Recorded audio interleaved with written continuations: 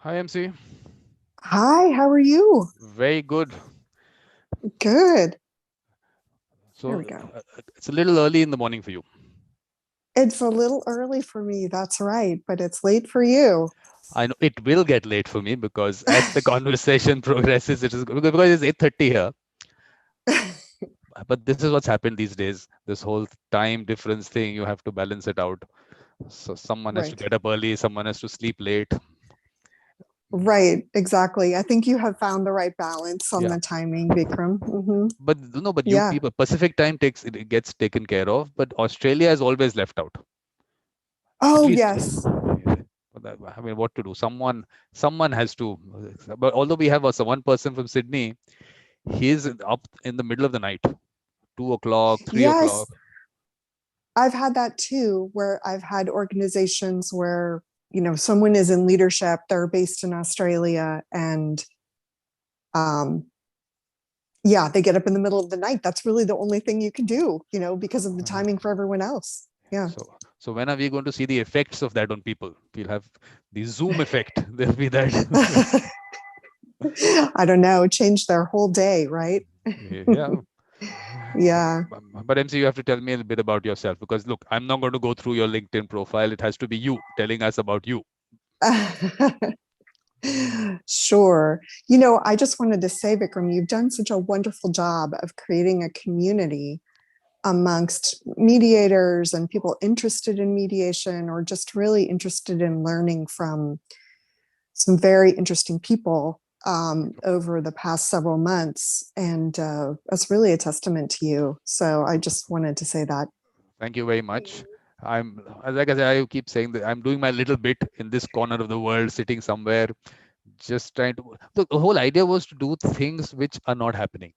I mean, the fact that everyone keeps talking about mediation and the process and everything. What about those people who are mediators? I mean, we need to highlight them.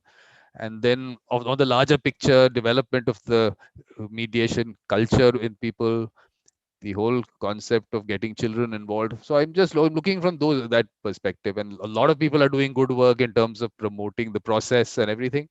So that goes on. Mhm. So it's like a balance there. Yes, yes.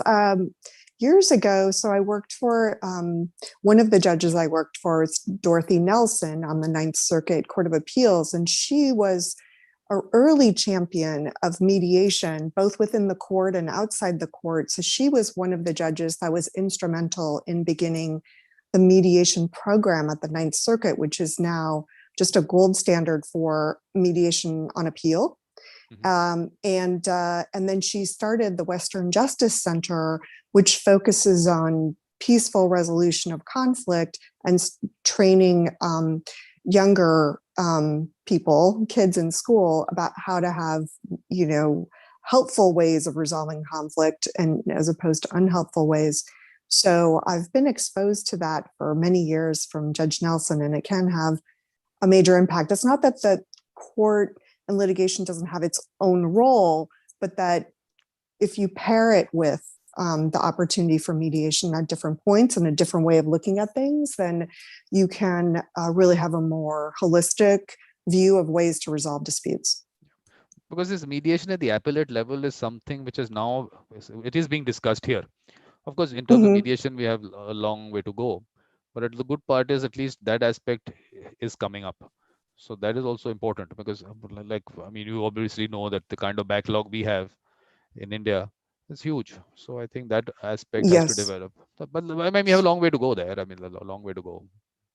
Yeah, but it's good. I mean, it's a good start. I just was mentioning Judge Nelson because that program just, started, I want to say, maybe 15 years ago in the Ninth Circuit, and now it's quite robust. So it does kind of gain momentum, especially Yeah. when you have very, well trained people implementing the programs. So it could be very helpful. And I think, I don't know in India if there's been more backlog now because of COVID. I Yep. assume that's true. Yep. Yeah. But Mm-hmm. look, for me, the whole focus is on private mediation. So the court-related mediation, it is there, but I don't want to be part of that because there are enough people doing that. But private Mm-hmm. mediation has really not been looked at all. because Mm. maybe because obviously there is so much work in the courts itself. Definitely those people and that whole process is happening there. So I have to develop the private mediation in India, and I see a lot of countries. This is a problem Hmm. that mediation has, because it's come through the court route. It has no, I mean the whole. I mean, people have to value mediation, and I think with the court process, maybe it doesn't let the people value it, because first of all, it comes at a very low cost, maybe free also some places. So the mediation and free is not something that should have been associated with each other, and that's happened. Right, And right, the other thing, right. courts and mediation also should not have been linked to each other. So, and both of them are getting linked to mediation. I mean, people think that there is some connection there, and it is only then when you go in for mediation. So a lot of unlearning that we have to create there. Yeah, that's a really good point. The link between the two, that you have to have the litigation before you go to mediation. That's not true. I mean, Yeah. it's a whole alternate route to resolving a dispute. Yeah, because Mhm. look, I mean, people keep talking about backlog. Backlog, yes, we have 43 million cases now. From 40, we reached 43 million, but we also have 18 million cases which go into the courts every year. So that by itself is a large chunk to be able to take care of that and to have enough people to do that. So we have a long, long way. So that is why it's important for people from other parts of the world to be looking at India also as an option to do mediations. So I think we have a, Yes, I know Jeff Kitchaven has been very, yeah, very interested in that and very involved in that, visiting prior to COVID. yeah. He's Yeah, quite, and there's a yeah. lot of similarities between our the US and India's view with regard to the courts and democracy and things like that. So there's a corollary there Yeah, between what the experience folks like Jeff can bring. yeah, because the commercial part, yes, all you people, he'll also look at the commercial codes, commercial matters and everything. Right. And we need people in other matters also. And Mm-hmm. that part of it, I don't think people are looking at all outside their own countries, maybe. Whether they can do other kinds of mediation other than commercial. Can you do it in another country or not? I don't know whether people have considered that. So I think that Mm-hmm. awareness also has to start, that it is a process which can be done anywhere and from anywhere in the world. So that's the whole online mediation, the advantage that we have. Right, right. Yeah, the online definitely came to fruition during COVID. Mm-hmm. Change things, actually change things. So me, it's made it really good. I can sit, I mean, talking to you, finish a meeting, take a little break. Now I'm talking to you. At least I can do that. Otherwise, it would have been so difficult that you go for a meeting, you come back, spend that much time on the road. At least that's got taken care of. So I think we have enough time now. Yeah, that's true. I noticed that as well. The travel time, there's no travel time. Yeah. And that really has opened up a lot of time in the day, either to do different things or have more meetings, meet with people. There, it's through Zoom or otherwise. So Yeah. it is different. I know get out of your t-shirt, put in a shirt, and then you're sitting on the table. So only thing is that the trousers haven't come out. So trousers are now sitting in the cupboard. That's right. All the nice suits and things like that. I had um, a Zoom argument in the Court of Appeal last week, and I was like, "Oh, I get to wear a dress and a fully dressing up for this argument and standing at the lectern." It hadn't done that in a few months. So Because one thing I can't get used to is wearing a tie when I'm sitting in my house and doing a call. I can't get used to that. Suit to no chance. Suit to no chance. I don't. But even a tie, it just feels funny. I mean, you're sitting in your house with a tie on. So that's why it's going to be just a shirt now. It's going. I don't think the tie is also out. the tie is also out. Okay, Uh, that's but, but funny. but MC, you have to tell me about what all we have to start somewhere. Either what work you're doing or where you grew up. Whichever, you have to choose where you start from. I have to choose where I start. Okay, You yeah, sure. So, I mean, I'm happy to talk about, what I do in terms of work. I am an appellate lawyer, so I persuade judges, not juries, and I argue to the Supreme Courts of the state or of the country. I've even done some international human rights work in international court, and so everything sort of either during trial that's related to appeals or the law, any cutting edge things there where I'm consulting or writing motions. But basically, I'm persuading either judges at the trial court or judges on appeal to, rule for my client in a particular case. So I started out as a litigator, a trial lawyer. I worked for several different federal judges, clerking for them. One on the, two on the Court of Appeal that I worked for, Judge Nelson and then Judge Fernandez on the Ninth Circuit. And then I also clerked for a district judge who ended up becoming the chief judge of the district we were in the Central District, Alice Marie Stotler. So those were my clerkships. And then after that, I went to a large firm and did litigation and some white collar defense work, but also business litigation. And along the way, I did do a trial, and which was amazing. When you're a really young lawyer, to be involved in a trial at all is very rare at a big firm. They don't happen very often. So it was all exciting. And unfortunately, I realized that I didn't enjoy it at all. I was working all these hours, and this was like the holy grail that everybody is supposed to be excited about. And I felt badly. I felt badly for people who were being cross-examined, even if they were cooperating felons. I felt badly for them because they, were ripped apart on cross-examination by my colleagues. And I thought to myself, they really enjoy cross-examining people. They enjoy catching people on things. And I felt badly for these people. So I thought this probably isn't what I should be doing because I don't have the same perspective they have. So I was kind of adrift, wondering what I was going to do. But in the trial, I got to talk to the judge, what I call talking to the judge, got to argue jury instructions, argue motions. I really liked that. I felt really comfortable with that. And I thought, well, if I could do that part, but not examine people, I'd be happy. And then right after that trial, when I decided this isn't for me, I don't know what is, I had an opportunity to write a brief in the US Supreme Court in a case.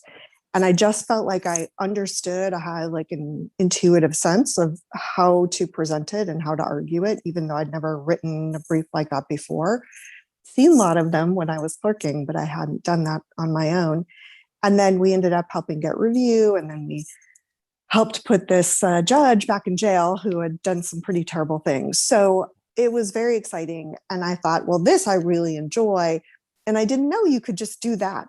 You could just write appellate briefs. It's kind of a new specialty, relatively new in the US. So that's when I decided that's what I was going to do. I'm going to be an appellate lawyer. So that was, like 25 years ago now. So it's been a long time doing appeals, but I really enjoy it. Yeah, because normally you would not hear of someone just being an appellate lawyer there. Here, of course, look, the thing is that because Supreme Court here has lots of that is, we only have one Supreme Court. Obviously, we have high courts in various states. So the number of matters that you have in the Supreme Court here are huge. So people do practice only in the Supreme Court. So in that sense, they have that kind of practice. But there, maybe in terms of your Supreme Court work, there won't be too much happening there. Are there lots of matters in the Supreme Court there? Well, the US Supreme Court takes less than 100 cases a year, right, to hear in full, but there are thousands of petitions filed every year. I'm working right now. Well, I just filed an amicus brief in support of a cert petition, and I'm working on a second one in support of another cert petition. So I've filed 3 of those kind of briefs this year so far. So I have a pretty robust practice in terms of amicus briefs, which is parties who are not parties to the case, but who are interested in the outcome in some way and can provide some kind of information to the court about it, whether it's law professors or, women's rights groups or business groups, anyone who has information they think would be helpful to the court in assessing whether to take the case, and once they take it, how they should decide it. So that's very robust practice in the US. I don't know if that's true in India, but there's quite a few amicus briefs being filed in any one case, especially in the US Supreme Court. Now here we have lots of writ petitions being filed. So that's a large chunk of petitions which go to the Supreme Court. So that's one. But otherwise, with all this work, where is all that philanthropy that you do? How do you get time for all that? Oh, yeah. So I would say there's a couple of different ways. So the case I took on as an appellate lawyer for the first time, the judge case I mentioned in the U.S. Supreme Court, was pro bono. Um, and ever since that time, I have filed at least 2 briefs a year pro bono for different groups in cases that were interesting to me, or where I thought the brief could make a difference. So that would be at least, but I know there's more, at least 50 amicus briefs pro bono over my career so far. I'm sure actually if you counted, there's probably more than that. Like this year I have 3 already. So some years were more, but always at least 2. And because of those, we've been able to make, a difference in a number of cases. I filed, in addition to the judge case, I filed in a student on student sexual harassment case. That was one of the first case that the court said schools can be liable for student on student sexual harassment if certain criteria are met. I filed in a Violence Against Women Act civil rights remedy case. We did not win that, but it was 5-4. And a lot of these cases are, taught in our schools, in our law schools, in textbooks. And then I think the most interesting or like important ones that I felt like we made a difference were those international cases. So I had filed a brief in one of the cases that ended up going to the international court out of Colorado. The U.S. Supreme Court said under U.S. law, we don't think there's a remedy here for what happened, which was there was a domestic violence restraining order against an estranged ex-husband, which was supposed to be mandatory arrest. So if he violated that at all, got near the family, he was supposed to be arrested immediately, no questions asked. And so when he came around, the wife called the police. The police did not respond. And ultimately, the husband ended up at the police station in sort of a suicide by cop situation. And all of the girls that he had taken ended up dying in that shootout. Wow. So the police department was sued for failing to do its part in terms of actually executing on the court order. And because they took no action at all, as opposed to taking action that was shoddy, the U.S. Supreme Court said we're not going to find liability here. So the mother was very upset by this and took her case then to the Inter-American Commission, which is based in D.C., which can issue sort of advisory rulings to the U.S. And so out of that came an advisory ruling that basically the U.S. was not complying with international law by doing that, because you need to have respecting and ensuring the rights, and you have to actually implement the rights. If you give them in court and there's this legislative statute, you have to actually make sure that it's plays out in the end. So that has had an impact in terms of locally how individual cities or states look at their implementation of domestic violence, sort of some advice about how to look at it in terms of implementing it. So that's been, I think, pretty influential at the local level. And then the companion case to that was decided just before it was the Inter-American Court of Human Rights decision against Mexico for the killing and disappearances of young women and girls in Ciudad Juarez, which continues to go on, unfortunately. But because it went on so long and there were no prosecutions, no investigations, just really nothing by the government, then the Inter-American Court said that violated both women's rights and human rights treaties to do nothing, because by doing nothing, you created a zone of impunity where even if you weren't involved in these individual actors doing things, you created an environment where basically more of them would come. If it's sort of do a crime for free zone, people are going to go to the do a crime for free zone and just get away with it. So that was the underpinning of that decision by the Costa Rica court.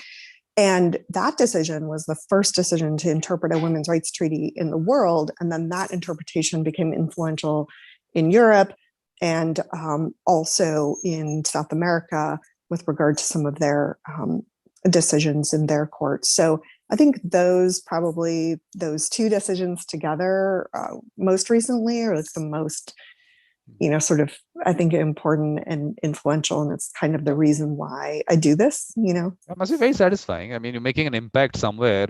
Must be really satisfying. Because yeah, it's nice. So I try to choose don't be modest. where I think MC, it would be. MC, don't be so modest. It is good work and it's having an impact somewhere. It is a good thing you're doing. But then Yeah. what else? Are you doing other activities also? No? Some other charitable activities and something? There is some other. Yes. So I've served on nonprofit boards for a very long time. From the time I was a very new lawyer, I did that. I think it's just kind of how I was raised. When you have any amount of time or money, you give it back. So when I was, I think I served on my first nonprofit board when I was 30, something like that, around the same time that I started doing the pro bono work, appellate work. And so I've served on many boards since then: arts boards, women's boards, a teen domestic violence organization, an opera board, a symphony board. I chaired the RAND Institute for Civil Justice Board for 2 years, which is a kind of advisory policy board on a range of issues that a lot of very influential in terms of policy in the US and actually internationally. Objective, research that's quite helpful.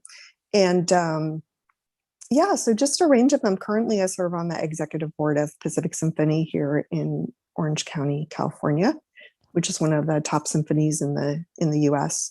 And so I enjoy doing that. I think that we as lawyers bring a different perspective to boards. I don't think we realize that until we're on a board with a number of non-lawyers, because we just look at things differently. We're very analytical. We break down problems, into pieces, and we figure out how to attack that. I think just that process of thinking, not even the legal knowledge, but the process of thinking about problems and challenges is very helpful to boards. Definitely.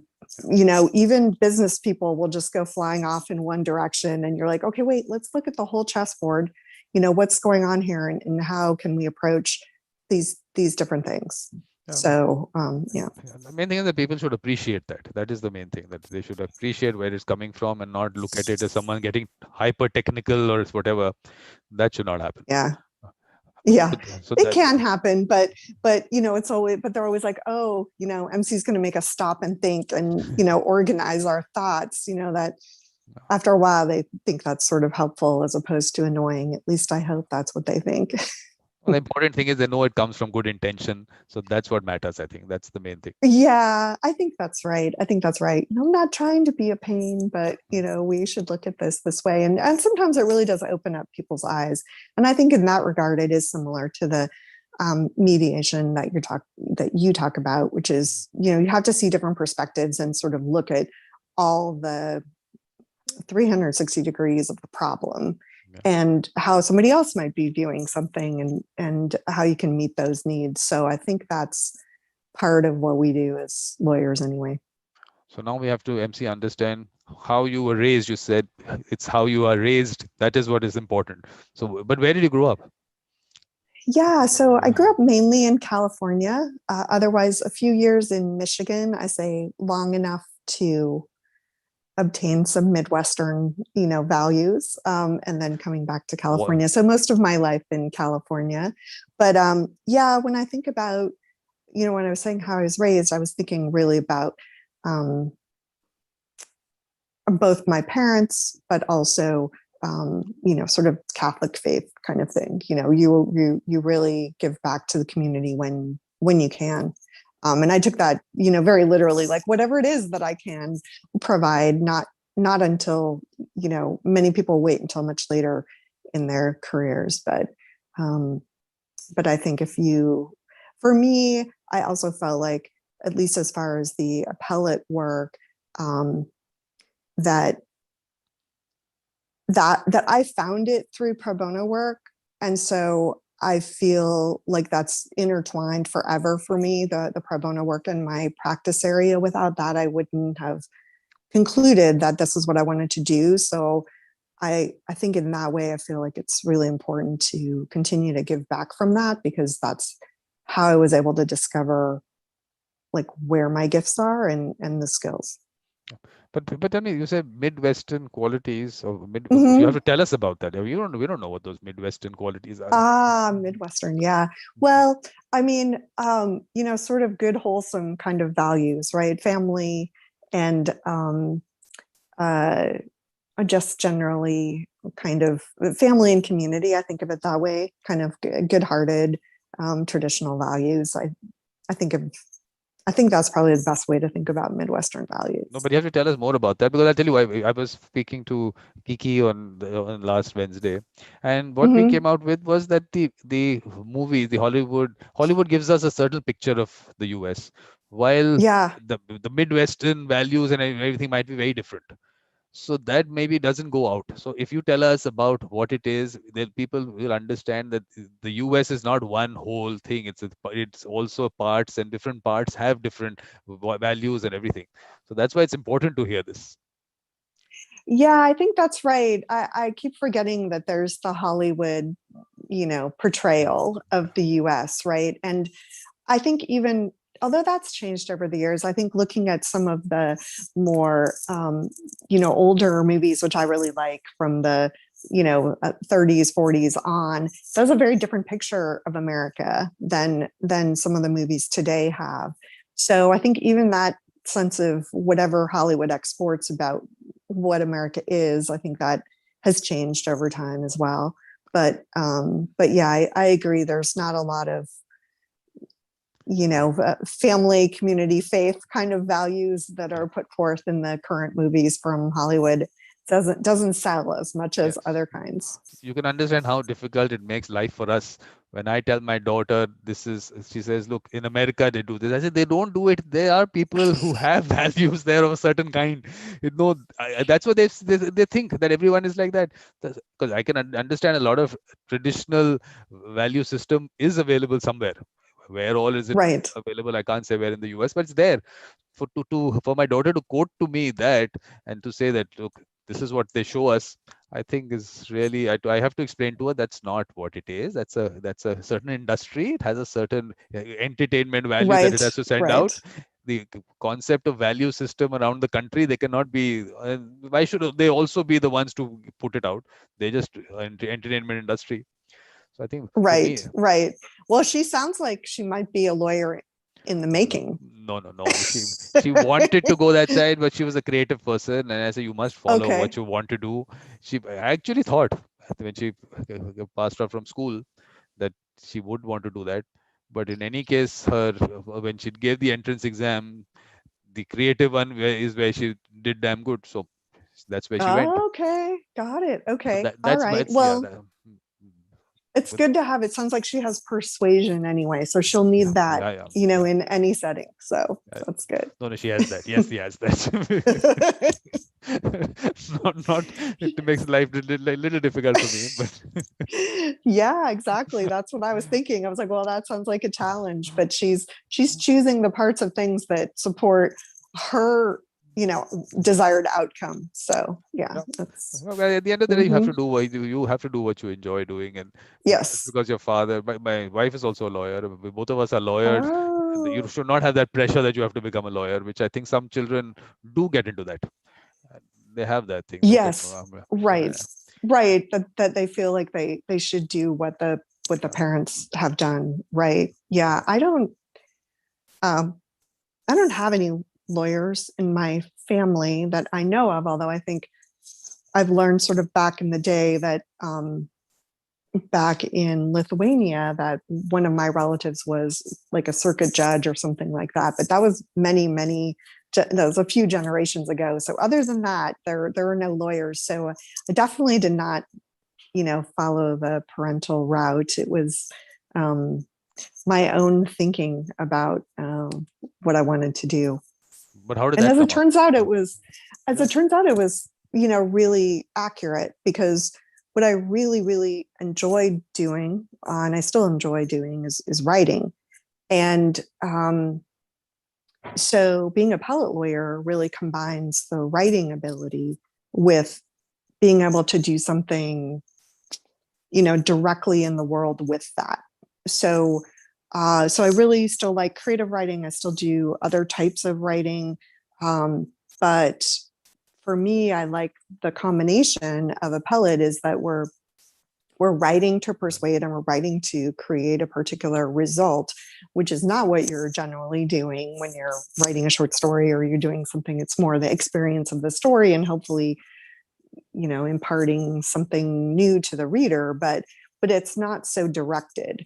So it actually is a good combination to me. And it really works out well, even though when I decided to be a lawyer, I had no idea there was such a thing as doing this kind of law, but it turned out to exist by the time I started practicing, and it's a really good combination for me. So I don't really know how I came up with the idea, but I do know that I liked writing, and I thought that writing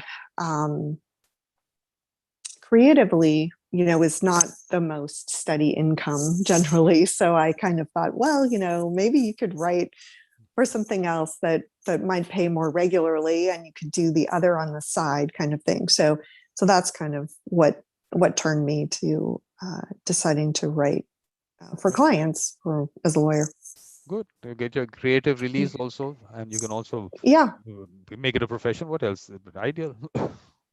Yeah, exactly. I mean, I think there's in a good appellate brief, it really is storytelling. So I took some higher level sort of MFA level creative writing courses. I, like you, I'm always learning to want to learn new things and take classes and just kind of expand my vision of things all the time. So probably about 10, 15 years ago, I started taking some high level creative writing classes, creative nonfiction, short story writing, things like that with some, professional writers in the class. And I kept seeing the parallels between what we do as writers, at least in appellate briefs and motions and, sort of more complex writing, to what storytellers do in other genres. And I felt like I was the translator across genres. I could see the short stories, poems, essays, appellate briefs, and I would have every one of my professors basically say, yeah, no, you don't, we've never seen a legal brief that's been a story. You're full of it. Basically, it's nice that you think of your craft that way, but there's no way that there's a parallel between what we do. And then I would take parts of my briefs and I would show them, like, well, is this a story? And they were like, it is, oh, we've never seen a legal brief that's like that. We didn't realize there was such a thing. So while I didn't end up, pursuing really writing directly, I feel like being the translator between the different kinds of writing has really impacted like how I tell stories in briefs and how I think about legal writing and in a more with the different tools that creative writers have, but dealing with facts and the record and case law, but still a story. That's ultimately what we're doing, and thinking about themes in a case, just like trial lawyers do. What is the most effective theme, and how do we tell the story of what happened here in a way that's persuasive but true? Yeah, that's important. I think that makes a lot of difference. When a proper brief goes out to the judge, definitely makes a difference, and that's an important part. Not everyone can do that. I mean, you can put Right. facts in some way, but to be able to let them flow in a manner where the whole thing is understood also and it reads well, I think makes a lot of difference. But Yeah. tell me, the Lithuania the connection, is there still people in Lithuania. Lithuania. Am I not pronouncing it all right? Oh yeah, Lithuania. Yeah, it's one of Lithuania. the Baltic states. Yeah, yeah. No, I don't have any connection with relatives there. Although I certainly have some other relatives who are in the genealogy hunt right now, trying to find additional relatives. You know, sometimes there's always one person in the family who likes to do that kind of thing. It's not me, but some of my relatives are into that. So yeah, so that's one side. My dad's parents came through Ellis Island to come to America, and yeah, and then on my mom's side, she is her family is Spanish. So. So interesting mix. Yeah, yeah. No, but then growing up, like that whole Lithuanian experience doesn't come in. So that should have been, but otherwise it would have been interesting to see what kind of culture there is there, and all that is. Has that been? Yeah, yeah, yeah. I think definitely from my grandparents that, you know, very stubborn, very determined, and really, you know, tough people. I mean, to come to my grandmother came to the US, you know, she didn't know English, neither did my grandfather. And they came separately, totally separately, and met here in the US. Um, and, you know, they had to start over. I mean, my grandfather worked in the steel mills in Chicago. So, and it's just such a different time. You know, my dad went to school, Catholic school in Chicago, in a major city, right in the city itself. At the time, he was in a one-room schoolhouse with, you know, multiple grades learning at the same time. That wasn't that long ago, you know, but that would not happen now. Yeah. So things have changed. Yeah, things have changed quite fast. Yeah, changed in very fast. And it was a Lithuanian school too. So they said you know, there was a lot of teaching about Lithuanian culture in that school, as well as American culture. So just very different, very different than now. But just the one room schoolhouse with the multiple grades was just shocking to me, you know, in the big city in Chicago. But in terms of the language, that means he knew the language. Yeah, he did know some, not as well as his older brothers, but he knows some of it. He's lost some of it, which is, you know, that's just, I think, the difference between different generations of immigrants. You know, everybody really wanted to learn English, become American, and really not pass that down, even though, you know, my grandparents spoke, of course, fluently and would speak to each other. Maybe they didn't want the boys to know what they were saying to each other, so maybe that was part of it too. But yeah, so my grandparents spoke fluently, but yeah, over time they really, you know, we only know just a few words, and it's really interesting language, though. It's actually very unique in that it's most closely related to Sanskrit as opposed to the other languages in that area. So it's pretty unique.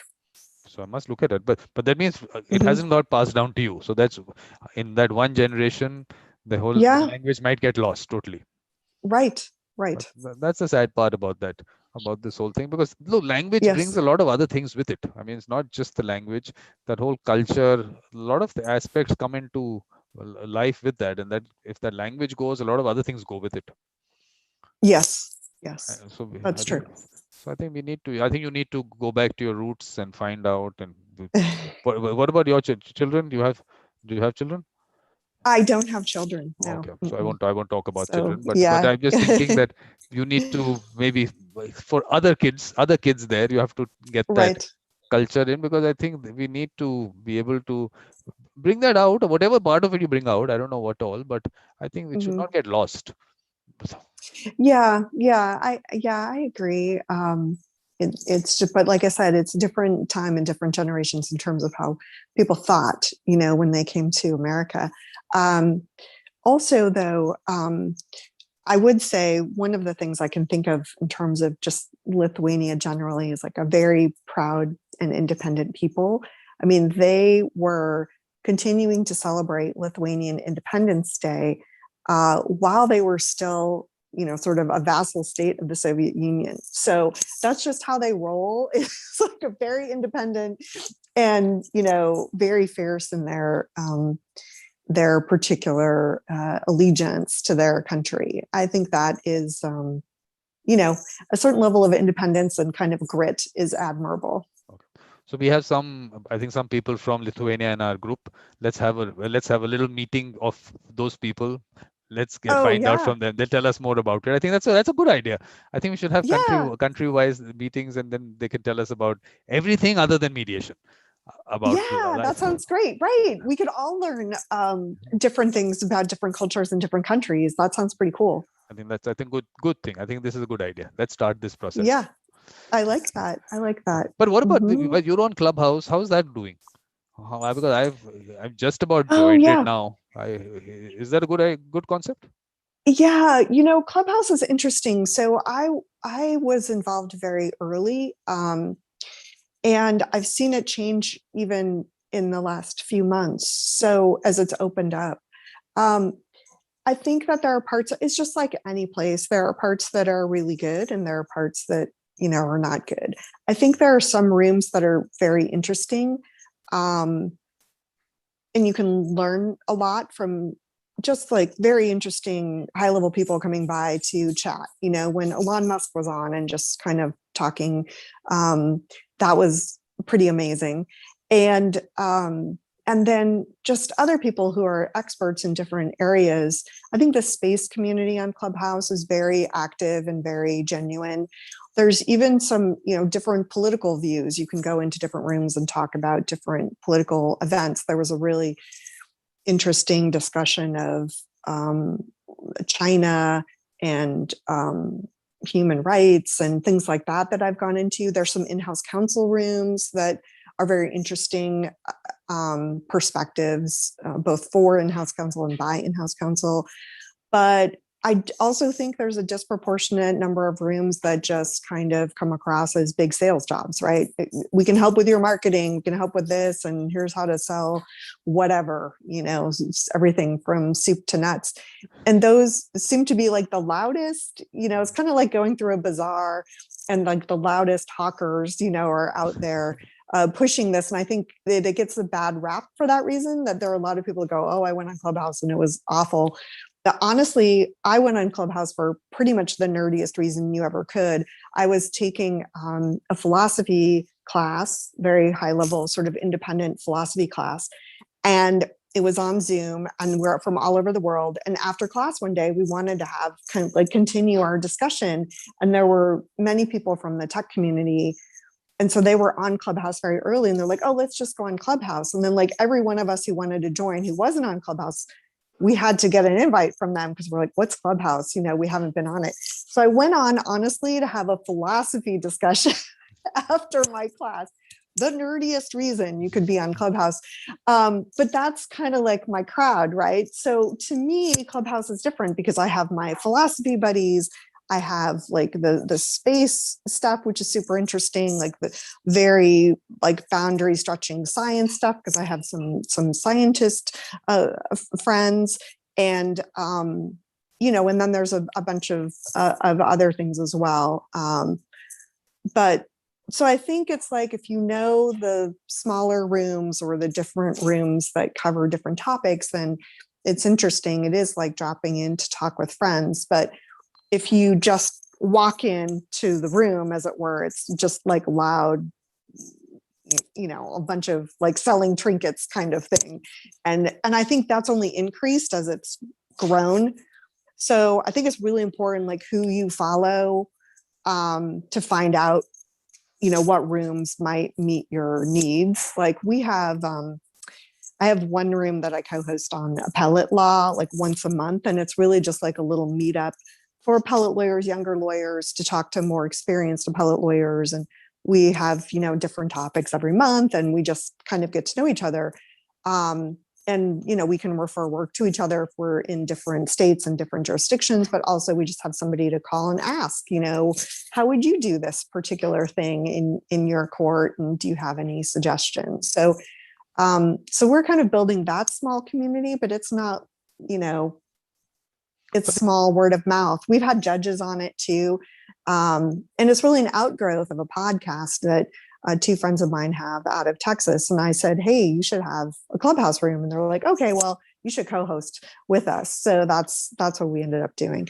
But so I guess my thing is, it can be really good and rewarding, but it can also have the other part that most people just kind of back away from when they see that.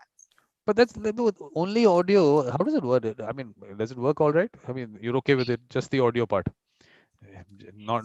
Yeah, I mean, to some degree, I think it really took off. I think the audio really took off. You can see that it took off because all of the other competitor social media, like LinkedIn and Facebook and Twitter, they're all trying audio, coming out with their own audio products. So I think the bigger question is Clubhouse going to, you know, withstand that kind of competition? And that I don't know. That depends on how you know, committed people are to the individual rooms and stuff. But I think now with all of the Zoom calls all day, that people are just grateful to like not have to be, you know, in good lighting and a beautiful setting and all that stuff to talk to someone. Like you could Yeah. be on a hike, you could be anywhere and still be involved in this discussion. I think the other thing that's really cool about it is that you literally can drop in. So you can drop in for a little while and say, okay, I got to go. I'm here for 15 minutes. You're not committing to like an hour meeting, and you can contribute whatever you want to contribute, listen to what other people are saying, and then leave. And there's no stigma to that. There's no weirdness to that. You drop out. Yeah. Yeah. Yeah, you can just drop out. So I think it fills a different role than other things. And I think during COVID in particular, with everybody at home, and it's an opportunity to kind of circulate in a room, you know, virtually, and kind of meet people, talk to people, and then carry on elsewhere if you want, or just come back for another conversation. It's like the kind of working the room that you can't do because there aren't any rooms to work right now. You know, nobody's out meeting people, but the room is huge, right? It could be people from anywhere in the world. So I think it's really tapped into something that's going to continue. I think it's different than podcasting. I think that was a lot of discussion in the beginning, was like, well, is it going to survive because of podcasting? I'm like, it's different. And that's why I was suggesting to my friends who had the podcast, I think having a follow-on Clubhouse after the podcast, where you have podcast guests come and just open to questions and discussion. You can't have the back and forth on a podcast with the audience, but Clubhouse is really like I think done well is like a radio show. Yeah. So you want to engage the audience and you have this discussion, and yeah, it's like no cost to the user, you know, radio show broadcasting out. I think that's probably the best way of looking at it. So what I'm going to do is, let me, of course, not on Clubhouse. Yes, I'll make a group, whatever. But I'm thinking, why not Yeah. do a Zoom call like that every particular day in the week or something, when anyone can come in? Because look, the idea is to just have the Zoom call on and let Right. people come in by invitation or whatever. But I would still prefer whoever wants to put their video on, puts the video on. Who doesn't want to stays on audio, and Right. we can have people from the Mediators Collective coming in. Yeah. Zoom link is available on the group, and they can just come in. I think let's try that out. I think it has to be branded properly. I think when you say Yeah. meeting, I think people think, though, this is some serious thing happening. So let's make it a Yes. little Yes. informal. Let's call it the Mediators Club. Club. Okay, just a club. Right. Right. Or, you know, just like a coffee chat or something Exactly. like that, you know, something more informal Because and not as look, demanding. I'd done Mhm. that. What I did was got something called the Mediation Open House. So every Tuesday there's a link on my website. Anyone can just come in. So it's not even by invitation. It's like open. So I Oh, okay. so, but it's not like anyone comes in there regularly. It's not like that. Some people come in, but I'm just thinking, because I'm telling you, the point is that when you have something happening or regularly, I think people don't really want to go there. They want to go for special events. But I think this Yeah. concept is good. Let's circulate this as an informal thing. So it's not about mediation. It's just meeting mediators. So Right. Right. let's try that out. Let's call it. Yeah. What do you want to call Yeah. it? What should we call it? Mediation Club, Mediators Club, because Mediators Collective definitely is the name there. We can always use. Right. But what Right. Right. give some nice name, catchy name. What do we call this? Something that I brands, don't good know. branding. Hmm. Mediators Yeah. Clubhouse. Let's just call it Mediators Uh, Clubhouse. there you go. There you go. I like that. Yeah, not an issue. Let's start it. Yeah. Branding is in Yeah. my our control. We can always change it. Right. That's right. Exactly. That So let is that is kind of nice when you create your own things. You yeah, can yeah, rebrand if you need to. anytime. Right? But Hmm. what day in the week is good for this? I don't know. When you And the do your thing, time too yeah. is different. Yeah. So when you do yours on the club on Clubhouse, what day? What days are those? I'm trying to think about it. It's regular, it's like a Tuesday afternoon is when we do it. So it's Tuesday afternoon, my time, but like on the East Coast, just at the end of the workday kind of thing. So just like you would be like going out to drinks with someone and having a chat for, half an hour or an hour. That's kind of how it's set up. Okay, so for us, that time Hmm. difference will obviously, if we do it, Yeah. if I do it that time here, it will not suit a lot of people. At Right. least, So you'll have to adjust it for the international flavor that you have. Yeah. or maybe again the same thing. It can be region wise. Certain regions, Right. obviously, for them, so that you have a Asia Pacific end of the day situation. Right. Then okay, I think the idea is good. I think maybe because Okay. I'd kept Fridays for International Mediators Collective, meeting people from there, Hmm. and Right. third Thursdays for other regions. So it can now be put out as a very informal thing. So I think the meeting word is going out. There's no concept of meeting now. Yeah. There are too many Right. meetings Right. people are doing in any Too many case. meetings. Oh my gosh. Yeah, it's so true. Um, and yeah, so what to you has been like the most surprising or I guess interesting thing about creating that international community and the dialogue? What have you been most surprised about from coming from that, and what are you most pleased about, I think, from Okay, those different. so Mhm. surprise from the negative perspective. Let me tell you that Okay. I really expected people to contribute. It's really people. I mean, to get involved a lot more. That Hmm. people, I think people just okay, maybe just want something and they take it. They're takers, but more takers than givers. Which Mm. is what was not something which I thought would happen, but I think maybe it's a wait and watch situation. People, whatever the reason is, I think that is the negative part of it. The Hmm. good part about the whole thing has been the fact that you meet such nice people from all over the world, which is what I always felt, that mediators by themselves are good people. So when Hmm. you meet them, it just feels nice. So for me, that aspect of it is the good part, that you have good conversation like we're having here. Right. That by itself is very satisfying. But the larger role, larger picture, when you want to take it around the world on promoting the culture of mediation and all, that network of people getting involved is what I want. Hmm. Whether that's going to happen or not, I have to see whether the mediators are actually going to be able to take out time. Because my look, the concept behind the whole thing was that I am out there getting, say, I mean, give an example, 1,000 people together, and these are people who have the passion. I mean, there's a concept of the churning process. So some people obviously will be part of it, and then they're really not there, not really contributing and all. They'll go Hmm. out. Other people would come in. So basically, at the end of the day, you have 1,000 people. So similarly, what I'm doing, those 1,000 will do with 1,000. They should do the same thing. Hmm. So you reach 1 million people like that. So I wanted that to happen. Oh, okay. That it should have been faster than what is happening now. Because only, like I said, not too many people are actually getting involved in the promotion part of it, the further level. What I'm Yeah. doing, what I'm doing, that's okay. I mean, what I do, people get involved in that. That's perfectly all right. But I need it on the next level. So on that next level is what I am wanting people to get more involved in. Because that was the whole idea behind Hmm. this. And the whole idea behind this was that if we can, 1,000 can reach 1,000, Yeah. million people who have that kind of mindset, if they're out there, I mean, they can contribute, and you can do a lot of interesting things, because you'll be out there in the Hmm. world, in various parts of the world. So the kind of maybe the feedback that you get on things, or you would generally contribute to society.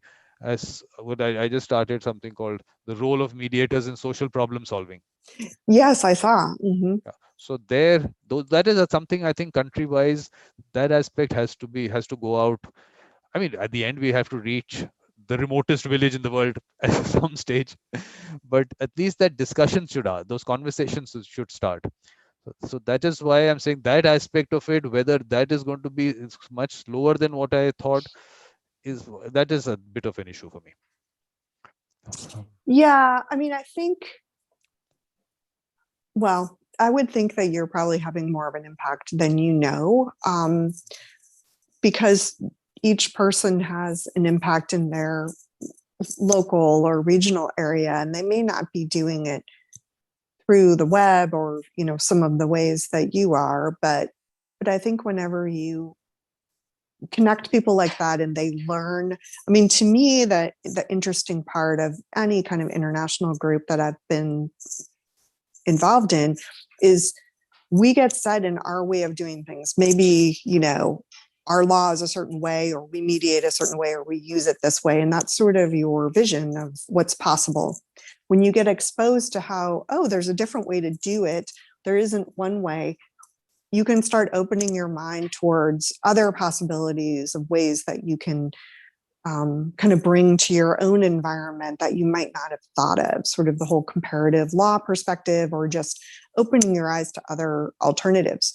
So I'll bet that is, you know, probably happening in terms of people's exposure to different ideas or different approaches. So you might be impacting how mediators operate in their particular arena. That's good. And so having that sort of ripple effect, just in terms of exposure, I mean, especially like with your interviews with Ken Cloak and other folks like that, who you really get exposure to some very, you know, top of their game people. And I just think it may not be coming out the way that you envisioned because that's how you would do it, but I'll bet that it's having an impact in other ways that you can't see yet. Perfect. And that sounds very good. Yeah. Yeah. Yeah. Well, I tell you, okay, I get good feedback. Like you give me good feedback. I always Mm-hmm. like it when you put it on that comment and everything. Yeah, of So course. I want to translate that into actual action on the ground. Right. Look, Right. the Yeah. one part, like I said, that the mediators from anywhere in the world, when in this online world, they should anyway be part of a global pool, and they should be working Mm-hmm. anywhere in the world. I mean, we have to be able to reach that stage. So Yes. because it's not the law in that country that you really have to be familiar with. A good mediator can pick up from anywhere. That should not be an issue at all. So this is that global pool that I'm trying to create, and Mm-hmm. that global pool not just learns from other places, actually uses it in the other places. So it's both Yes. ways. Right. Right. It- Right. Exactly. But that takes time to sort of trickle down to that, to learn yeah. from different things. I mean, I think about that in so many different things that we do. I mean, even what I was saying earlier in terms of writing, you know, being exposed to and learning the techniques of different kinds of writing has completely impacted my legal writing because I import those techniques and apply them in a different setting. I think it's the same kind of thing here, that you're, you know, sharing techniques and different approaches. And so I think that's important. I mean, I think about it too in terms of, you know, like Judge Nelson and the mediation program she started at the Ninth Circuit. No one had heard of mediation at the appellate level or even thought it was useful because, um, you know, everybody's entrenched. They've been through a trial, somebody won or lost, or a big motion, and how could there possibly be another opportunity to have another look at a case on appeal? It seems way too late, you know, to think that you'd get anywhere mediating a case on appeal. But that's actually not turned out to be true. And the program, with very, very experienced, well-trained mediators who then go on to private mediation if they leave the court. I mean, they are very good. That you get results, you know, you get things resolved in ways that are better than what could have happened on appeal, at least from the party's perspective about going forward. And so from that, she created a whole idea and culture of like, look, it works in this context. other appellate courts have done that. I've volunteered to mediate in other appellate courts, but also private mediators. There are appellate judges who become mediators now who focus just on appellate cases or appellate review and arbitrations that they're involved in. So I think it does make an impact if you just try something different. It can have a ripple effect across places, even if people say, oh, that can never be done, or it wouldn't work. I don't know why anybody would do that. Like, well, let's see, we'll try it. So that's what I'm saying is like, whatever people try, they might be inspired to do something that they wouldn't have learned about otherwise by listening to, some of the presentations and thinking about the different contexts in which mediation is helpful. But then whatever they try could have the ripple effect to other places. So I think continuing to have that dialogue with people from around the world is important because they can learn from each other at a certain point about what's possible and what works. Because next week onwards, that's what I'm going to do. I've actually decided country-wise, get these people, some people together, and then just ask them to have conversations with people. First of all, you are talking about mediation in places where people have not really heard about it. So you really have to educate people on that. So Right. that conversation has to happen because when we were discussing, we had that discussion on the role of mediators, and we were looking at global problem solving, even social Right. problem solving. The whole concept came out that you have to work from the grassroots. So if you have to work from the grassroots, then people have to be aware of the concept and then start using it within communities themselves, and then use it for the larger good of the community. So Right. those steps can only happen when the conversations happen at the grassroots level, and people. And people, I look. The thing is that MC, my concept is that it is not about the mediators as the certified or accredited mediators. I am just wanting to identify people with the mediator mindset. They're all out there, and they have to do it there. So they don't. It's not like I'm trying to get people together under some umbrella, and it's like some certifying body, or it's not. It's like, just look, you have it in you, just use it there wherever you are. So that is the kind of, and then look, and there are enough people out there with that mindset. We don't need to train nothing. We don't need to do anything with them. They just have to identify with themselves, and people have to identify them, and just tell them there is a process. They already know the process. They know everything. Just have to get them out doing it. So when you say that you see that someone has a mediator mindset, what in your mind does that include, or what do you think of personally For when me, you think that? no, for me, it is the larger thing. It's no specifics required. It's Mm-hmm. that whether so and so person is actually able to assist people in resolving the dispute. Is he capable? Can he do it? And does he want to do it? And do people want them to do it in that community or Right. whatever it might be? So that by itself identifies the person, because the moment you start looking at traits, that becomes I mean, very subjective kind of a situation. Yep. Yep. So not, it's just the overall impact that the person has in the community, and it is Mm-hmm. not, and it's something that the people in the community themselves will be able to identify. They will identify the person. They already know, because look, I basically started this concept in schools. We could started talking to school Mm-hmm. children, telling them that, look, is there someone that you know who helps people help resolve their fights? Of course, we're not talking about disputes. Mm-hmm. We're saying fights. Right. Right. And you're very surprised that these are children who don't know anything about mediation. It's not, they're not in a, I mean, people in India or in, say, Malaysia was one discussion also. I mean, they're not so familiar with the concept of mediation, but they were talking about exactly the same thing. They were talking about these children who did mediation, or they could identify those children.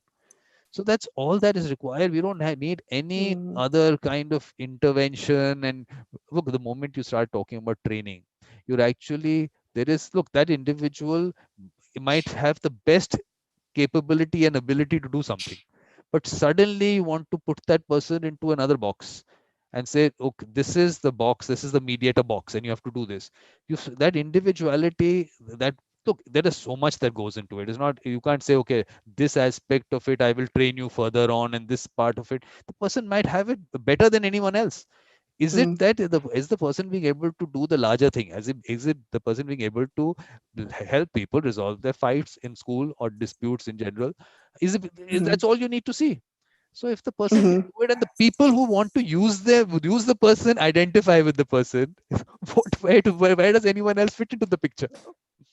Right, right, right. If people already select people or see Exactly. that possibility in them, then that's the seed for doing that. Hmm. Yeah, because looks the scale that you need, the number of people that you need like that outside in the world, you can't. Maybe in a 2, 3, 400 years, you will take to train that many people.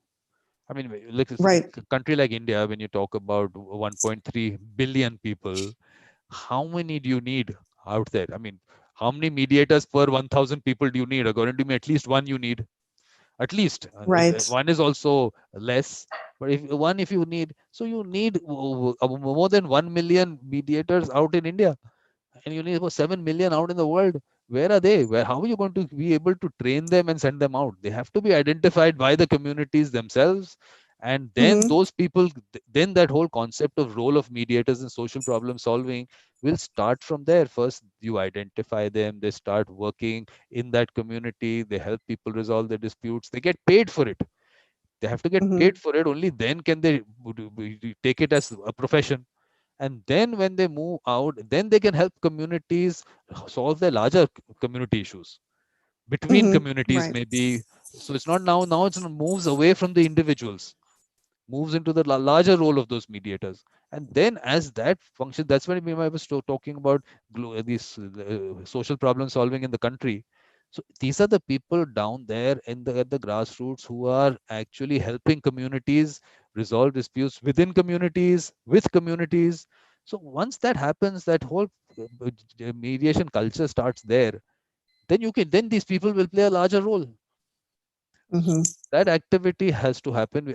That discussion that we had finally at least gave me that idea that right now, that the larger role is for a lot of places. I would not say about the US, because Ken is coming on Saturday. We'll be discussing this with him. But Yeah. Yeah. so he can give us the larger picture that he looks at, which he has some idea. He obviously he's put that down. But for me now, I realize that most places, most countries, it's just too early to talk about the larger picture, because you don't Mm. first of all have that many numbers. And then do they have they got to get that kind of work happening? So that but we can take time, there's no hurry, MC, we have time. I think we can take a few years. It doesn't matter as long as it happens. So those Hmm. conversations have to happen, and the basic concept has to happen. So now basically idea is to take it out in terms of some communication, which it reaches out to every village, as we say. Okay, every village it may be difficult. Uh-huh. So I'm trying to create some communication there, so a kind of a book. There's one person from Greece, which is actually now in the UK. She's written one book for children on Oh, okay. mediation. So when I'm just working on a story with her and some more people, we're trying to something which is universal. So it's a little book, a little Oh. story which can go out anywhere in the world, and things, characters, and all. We basically animals. Animals are talking about it. Uh-huh. That makes it universal. Let's get out to the Right. children at least, and I think children themselves can influence families and communities. So Hmm. that is work in progress, which should be able to reach out to people, to large numbers. Because I mean, again, the scale. I mean, if you have 250 million children in India, so if you can get it out to them, it can have a major impact, and everywhere in the world. So that Hmm. communication is a universal kind of communication. So we're working on that, and if that can be converted into animation, even better. Yeah. Well, that's good. Yeah, that's good to think creatively on different Yeah. avenues Yeah. to educate people. Yeah. Hmm. Because I think it's just that this communication hasn't happened. These conversations haven't happened. There is most countries I see there has been a lot of focus on creating mediators, which obviously I feel can't happen. You can't create a mediator. You can't sit in a 40-hour training and suddenly tuck one mediator comes out. It doesn't happen that way. People can maybe identify with, like Ken also talks about him attending a training and suddenly saying this is what I want to do. But because that's why that evolution of a mediator is only for that reason, that it was Right. not, it wasn't didn't happen there. It was that journey which reached there, and all those experiences, and at that point of time the person took to mediation. And then, Right, yeah, right. It's like a collective, yeah, all of these things coming together, and then there exactly. might be a moment of epiphany, but that Yeah, wouldn't have happened if there hadn't been all these other experiences. And I think what people have in terms of their gifts and then their skills, and all of that coming together to be, the perfect person yep, to handle a particular case or to mediate in a particular circumstance, that just makes them the person that people would choose to do that. Yeah. absolutely. That's it. And they should just Mm-hmm. be able to identify with the process, and the people will identify them. So both things will Mm-hmm. happen by at least them getting to know what it is all about. So that's why the first communication goes out. And if it is, I mean, it might be through animals, but the concept remains the same. Even if an elderly person reads it, they'll be able to understand what is being spoken about. So if they just Mm-hmm. identify with the process, that's all that's required. And luckily in most Yeah. countries, anyone can be a mediator. There might be only a few countries maybe where they try to regulate it, which is also not the Mm-hmm. correct thing to do. So I mean, let people be in the court system. Whatever they do, I'm not even getting into that. You can put whatever Mm-hmm. qualification you want. You do Right. anything, but Right. don't touch private mediation. Let that happen in an informal way. People are the best judge of whom they want as a mediator. You can't. No one better than them, and has to be them. It's their dispute. Right, right. Oh, They're entrusting it. They get to choose who to entrust it yeah, to, that's it. which you don't get to do if you're in the court system. You get Exactly. your, adjudicator assigned to you. That's true. Um, yeah, I mean, I'm thinking, one of the as things sort of get more popular, they tend to get regulated. So I guess that there's kind of a good opening in the places where there isn't mediation is new and people haven't really accepted it. I think those are probably the best opportunities for this organic kind of thing Yeah, that you're talking about. yeah. Well, I So think it's I actually think a yeah, positive from that, because the more the more there are and the more accepted something becomes, then the more you have regulations or training or criteria, things like that people start thinking they have to set up. So um, well, maybe there is an opportunity for yeah. encouraging what you're talking about in places where that just hasn't happened yet. And in that case, the US is the best example for me, because although it's such a mature market, private mediators are not regulated. Anyone can be a mediator. Mm-hmm. I mean, the court system, whatever they have there, they might have, but otherwise in the private mediation, there is no such regulation. So at least you can tell people, even in a place where it's been there for so long, at least there is no regulation as to who can be a mediator in private mediation. And that should Mm-hmm. stay in every country, because if you start changing that, like I said, the numbers that are required are so huge, you'll never be able to get there. So, Mm-hmm. I mean, too many people that you need. So that's Yeah, very and tough. you'd have people with different backgrounds. You'd have a Yeah. much wider choice of mediators if you didn't have that kind of funnel. Yeah. No, what I Mm-hmm. did was, there's a person in Mauritius who organizes. He's got this giving back series. He organizes webinars on various topics. Uh-huh. So I did a webinar with him on developing a culture of mediation. So it was just I mean, talking about a very general way how people can do it, these conversations and everything. So these were largely people who were part of the Royal Institute of Chartered Surveyors, most of them from there. So there was this person who attended that webinar. He actually got motivated enough. He was part of a project. He actually did a mediation in the project, and he was successful. Mm. So no concept of any training, no concept of any accreditation. He does it on a project which he's part of. So he's right there. And the parties trust him, because they know. Mm-hmm. I mean, obviously they appoint him. They're familiar with him. So this was something which one whole process of mediation happened when it wouldn't have happened. So one Right. dispute got resolved right there. So that's the number of people that we need out there. That's all that's required. The person Hmm. just to understand that, yes, I can do a mediation. Why shouldn't I try it wherever you get the opportunity? So that's why Hmm. these conversations are important. Trying to Mm-hmm. get people under an umbrella and trying to create this whole institution and everything. So what is getting lost is all those people out there who can do it. So many disputes, if they get taken care of right there, why should we even be looking at a court concept at all? Wherever it's Mm-hmm. required, maybe. I'm not saying that MC's work should get affected. There should be appeals coming in. We won't cut the appellate work out. But I'm saying in general, why should that not happen at the first stage when it can happen? The person is there, the process is there, the parties are available right there. Why not do it right there? So that's the kind of culture that I'm trying to develop. So it might be Mm-hmm. Mm-hmm. totally different from what's been happening up till now, but I find this actually something which is very practical, which is not difficult to do. Yeah, it's more of a problem solving approach to things Yeah, before things kind of spiral out of control in a way. yeah, and Um, and yeah. that's why this whole concept of educating the children on this, although the peer mediation is a concept which is, I mean, the US, Yes. that does Yes. happen. Even in Right. the US, as I hear, it's not that every state has it.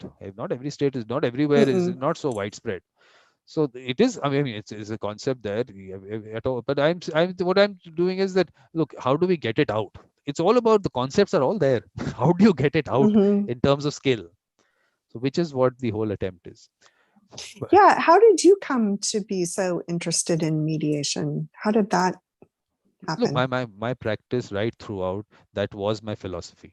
It Yeah. wasn't under Okay. the brand of mediation, because that was not a concept here which was really popular. It's not by that name, Mm-hmm. it wasn't so popular. It is just that the concept being what it is, I was doing it as part of my practice all throughout. So now, why did I go full time into mediation? That is the point, which there was actually two aspects of it. One, obviously, the Singapore Convention got signed in 2019, and late 2019, we got a new Chief Justice of our Supreme Court, who's a major supporter of mediation.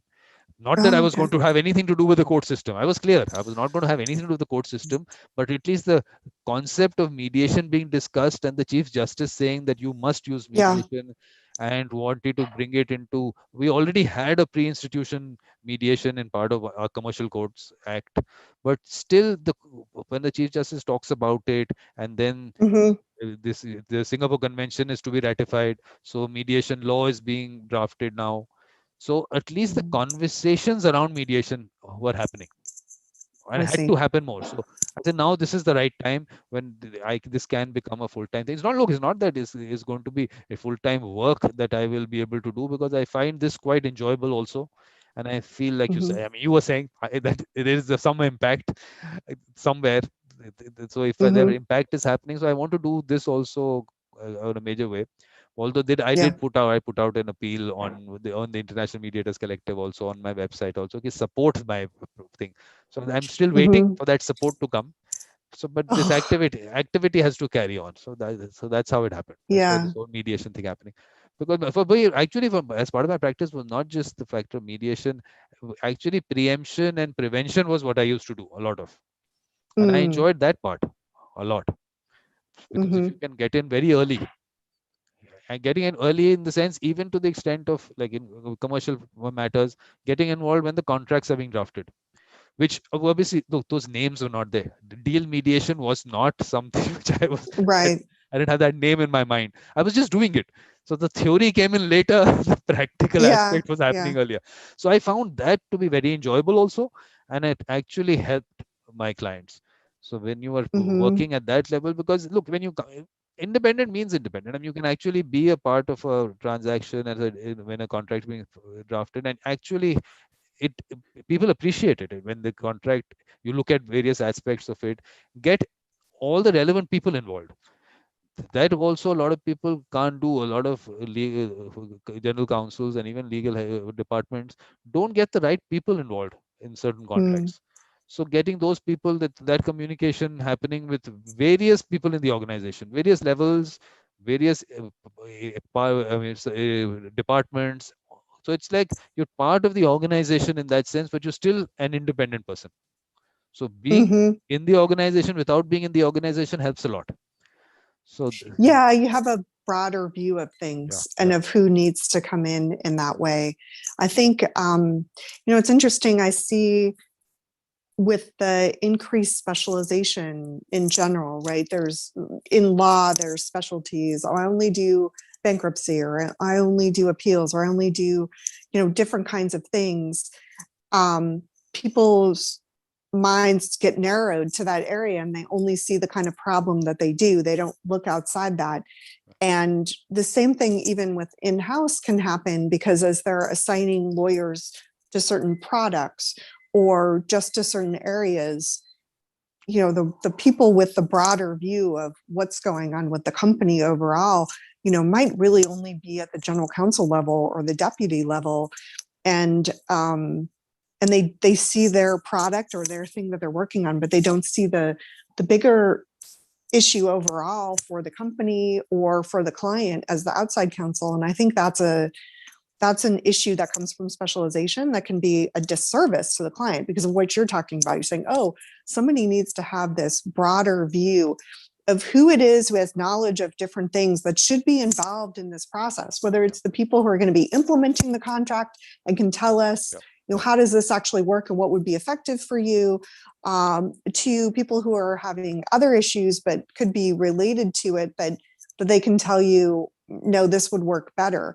But because people get so specialized and siloed, I mean, it really happens across professions, but I see it more in the law, that people just see, this kind of problem, the kind of problem they handle. And often as an appellate lawyer and as a sort of a strategist for clients, I ask all the different people with the specialties, just like you, okay, what's the implication here? What about this? What about that? Okay, well, we need to look at that whole thing before we decide what we can do in this one case, because it has implications across all of this. And no one person is looking at that. Even with appeals, if a client faces a number of similar appeals or challenges going on around the country, some of them might be agency action, some of them might be lawsuits across various states or federal courts.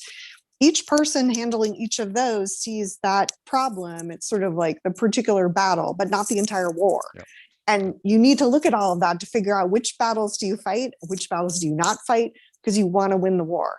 And so it's just a different way of dealing with that. And I mean, mediator view is one way of thinking about it. I've heard some clients say, that when we think that way, that we're thinking like a general counsel, because that's the general counsel's job, is to look at all of that together, at a much higher level.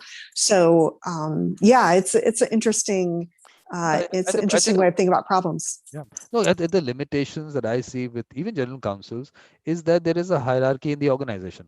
Now, in that hierarchy, because look, you need information and you need information. That's what it is available at the lowest rung in the hierarchy. That's where it is available. That person has to be involved. But when it comes down to those meetings, suddenly there is a feeling that, look, we don't need to involve anyone at that level.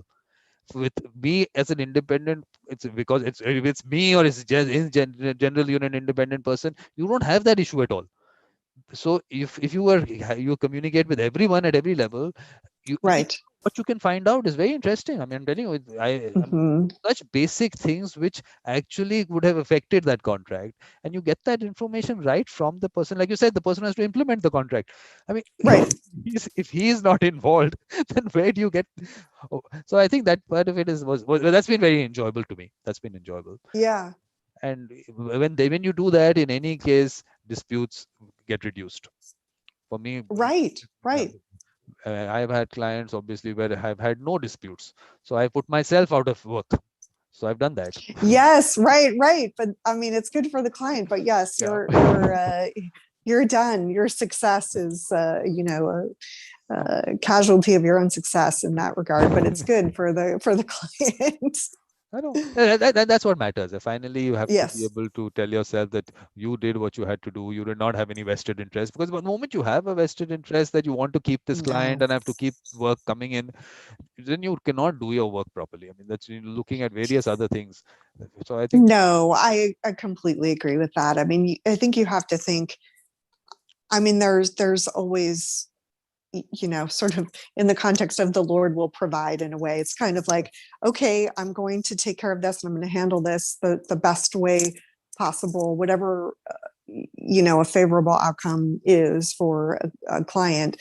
And then you think, okay, that's going to get a return from the universe in some way Right. for Right. having that. Yeah. So that is where the whole concept of the people with the mediator mindset, there is some Yeah. spirituality involved somewhere. So that is why they started a show called Mediators, Mediation, and Spirituality. Yeah. That is where the idea came from, because there is definitely those people with that mediator mindset have that there is some spiritual link somewhere. So and Yes, I think that's right. I think it's something bigger than yourself that you're serving. yeah, yeah, Mm-hmm. and that definitely helps in the process also, and whatever development of an individual, and that I think helps a lot. Yeah, So such an interesting observation, but that's true. Yeah, people who think beyond themselves, and yeah, that's usually people who have some kind of faith or spirituality or something like that. yeah. That's how they see things, is something on a much broader basis. Mm-hmm. So this is what I wanted people to identify with, because I'm telling you, it's just people to identify with. That's all. They have to just identify with, be it through the evolution of a mediator, identify with those people, or if there is this Mm-hmm. discussion on spirituality and mediation, identify with that. Wherever they go, having conversations with you, they identify with Mm-hmm. you. That the whole thing is that they're all there. They just have to be able to identify with the concept that they have it in them. So, Mm-hmm. but MC, what is the quote of the day from your mother's book for that those quotes? What is our quote for today? Oh my gosh. Yeah. Let me, I have to think about this. Uh, Maybe you Hold can on a also second. tell us about the book also, about that also I think. Yeah. Yeah. So, yeah, it's really exciting. So, gosh, 3 years ago now, I decided to publish a book. So I ended up starting a publishing company, and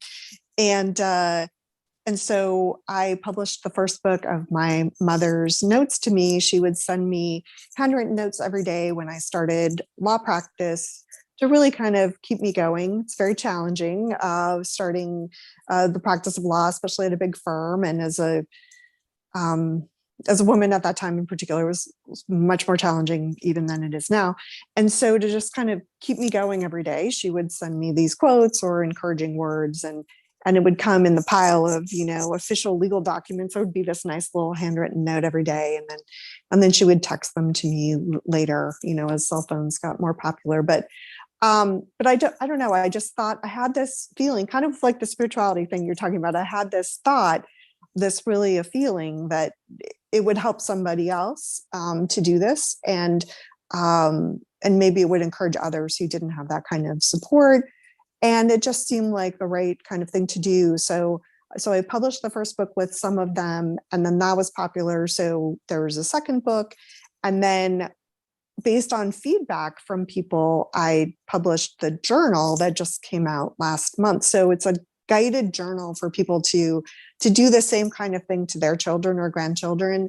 So it kind of takes you through the different areas that my mom covered in the notes, and sort of guides you towards doing your own advice and journal to your kids or grandkids. Because that's the biggest thing that I got from people, was that they really wanted to be able to do the same thing, but they either didn't have the time, or they couldn't make it as pretty as the books were, or things like that. So by listening to them, I decided to do the journal.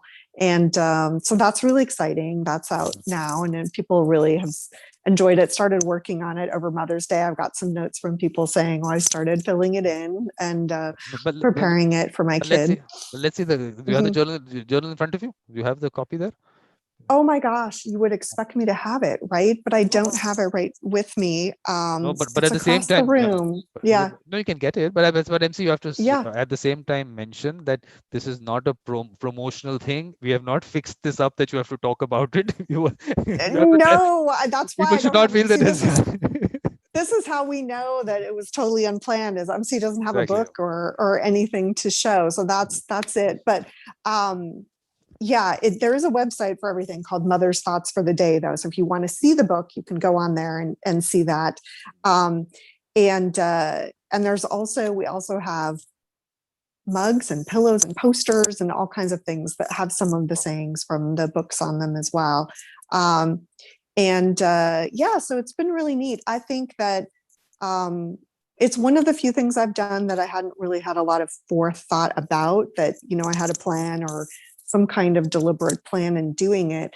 And I think the whole thing has been just followed by gut and instinct and listening to people about what they thought would be helpful. And it really is like some of the individual stories and feedback that I've gotten from people has been really wonderful in terms of the impact that it's had on their relationships in their families. I hadn't really thought that it would bring families together in that way, but it really has. Not just encouraging young people in their careers, but also the family connections that it encourages. Either they read the books with each other every day, or they write out some of the sayings and notes and put it in the lunch box for kids when they were still going to school, and not doing it from home. And also just like very personal stories of the impact. Maybe they were having difficulty reaching out to their child for whatever reason, and the book was a bridge to do that, because it's, very authentic and heartfelt and a real relationship that it documents. It isn't, I don't know, sugar coated or like fake, it's authentic. And so I think that it's worth having done it, even for the few very pivotal moments that it's played in individual lives. I just think we never know what impact, there may be other things I don't even know about, but I just had a feeling it would have some good in the world. So that's what we did. And it's been, sort of picked up. I mean, the first book won an independent publishing award, which I was not expecting. And then it got picked up by a lot of different retailers. I mean, they're sold like all over the world in a bunch of different places. The journal is everywhere. I mean, it got picked up just everywhere. You could get it on Amazon, but it's also, an Indian bookseller has it, in Australia, in small bookshops, independent bookstores all over the world, as well as big online retailers all over the world. So I feel like it's, it's getting out there, and it's meant to do positive things, even if there are things that I never learned. Let me see, because I haven't searched it, whether it's available in India. Yeah, okay. Yep. More Mother's Thoughts for the Day is available. But please, are you going to read out from one of them? Are you going to read out a thought for today? Oh my gosh. Okay. Well, I don't have the book, Vikram. Hold on one second. Let me see if I can. I have to pull it up. This is real time, folks. This is called live. That's the way it has to be. Yeah, that's what it has to be, right? So let's see here. Okay. So I've always liked this one, which is obstacles are what you see when you take your eyes off the target, which is always sort of all the reasons why you shouldn't do something that you see when you really take your mind off the absolute goal. And I think of that in terms of even publishing the books. Like, I had an instinct to do it, that it would be a positive thing for somebody in the world, even if it was just one person. And there were all these reasons not to do it. I don't know how to do a book. I've never published a book. I've never done all of these things. I don't know anything about this, right? But I decided not to get waylaid by those things. Like, okay, no, I have a vision for how this will come out, and and I have a vision, more importantly, for the positive impact that it can have. And so I'm going to focus on that, instead of all of the practical reasons why this is kind of crazy, and and there are obstacles for it. So I think of that a lot. I think that we can get taken off course when we think about the practicalities. I think if something's important enough, and I think in your context of fostering mediation and that mentality, that is important enough to you. You think that is positive enough impact in the world in some way you may not even know, that you're willing to take the time to foster that in a number of different ways, even though there's a whole bunch of logistical reasons and financial reasons, other things. Like, why would you do that? Because you have this eye of this broader goal, and you just have a sense that you can contribute in that way. And then that way, the rest of the hurdles sort of, they're still there, but they fall away as a reason not to do it, if that makes sense. Yeah, I couldn't have said it better. I like that. Yeah. So that's kind of, that's kind of from that. I think there's a lot of that in the books, and my mom's, pretty simple, straightforward words. You would say, well, it's not very fancy. It isn't, but I think for different people, it could be the right thing at the right time for somebody to hear, that they'll carry on to do positive work. Maybe they need that, bit of encouragement at that point in time. So hopefully it'll have that impact. I know Yeah, they did for me. So definitely. But where did your mother yeah. grow up? Where did your mother grow up? Oh, well, largely in the U.S. Although, as I said, she and her family came from Spain. But she grew up with her culture and speaking Spanish fluently and all of that. Unlike my dad, who got some, but then didn't end up learning that. I think that there's some benefit to coming to the US and having the Spanish heritage and language, because people are speaking that a lot more here than Lithuanian, and so there's an opportunity to speak that and engage with that a little bit more. So I have some of that language, not as much as I should, given my You mom's don't? facility with it. But you know that. Not as well as I could. Yeah, I mean, I can understand everything, and which is a little dangerous when people realize, like, oh, you can understand that. Yeah.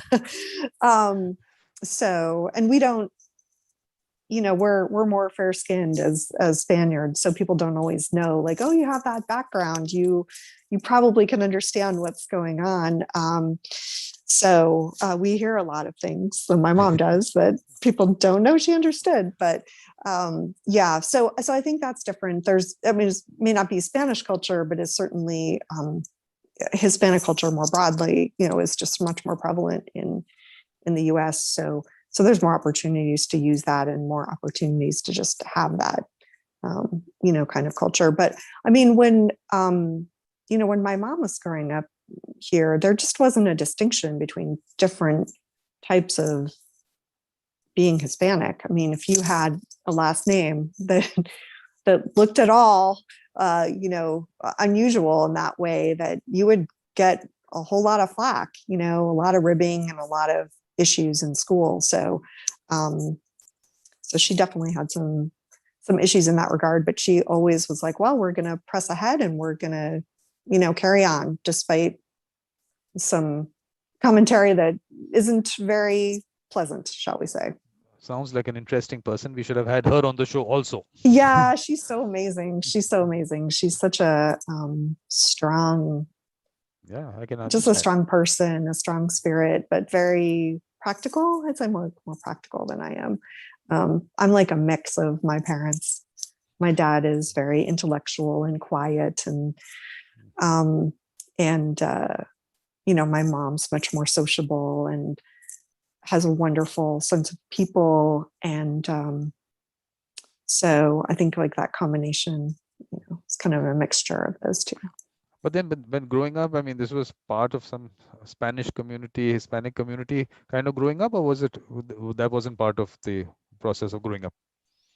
Yeah, I mean, definitely we have small families on both sides. So I think if there had been like a larger family, we would have had more of that. But certainly with my, cousins and aunts and uncles and things like that, I did have a little bit more of that on my mom's side, more speaking the language and more of the culture. Although I would say, my Lithuanian grandmother did a lot of cooking and things like that. So there was a lot of, I would say, food culture from Lithuania that came through. That's not bad. Yeah. Yeah. So that was pretty good. She had all kinds of traditional recipes and things like that. So that was always fun to cook with her. And yeah. Mm-hmm. So after we finish, I'll have a research on what Lithuanian cuisine is like. That should be interesting.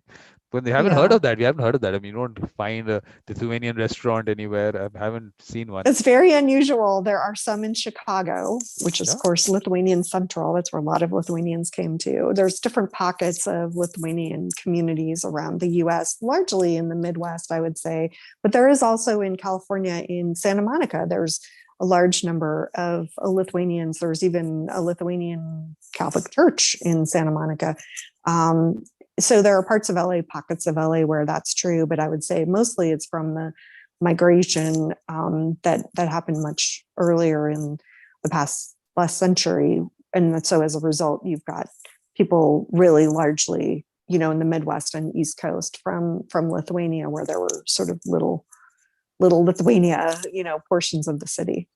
Not bad. Okay, so Mhm. that is that, because I haven't really met anyone from there. Like I said, our group has some people, but of course this kind of a Right. communication, but never actually met anyone. And the Yeah. cuisine, of course, definitely the food.